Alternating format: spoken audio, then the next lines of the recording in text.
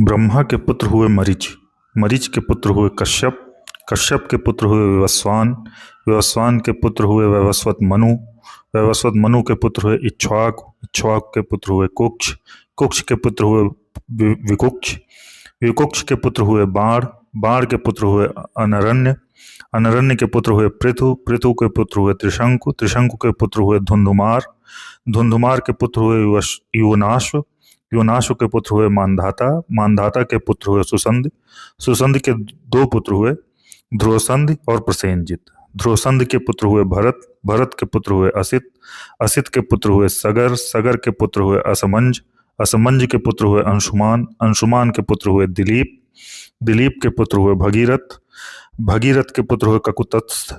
ककुतत्स के पुत्र हुए रघु, रघु के पुत्र हुए कलमाशपाद, कलमाशपाद के पुत्र हुए शंखड़, शंखड़ के पुत्र हुए सुदर्शन, सुदर्शन के पुत्र हुए अग्निवर्ण, अग्निवर्ण के पुत्र हुए शीघ्रग, शीघ्रग के पुत्र हुए मरु, मरु के पुत्र हुए प्रशुश्रुव,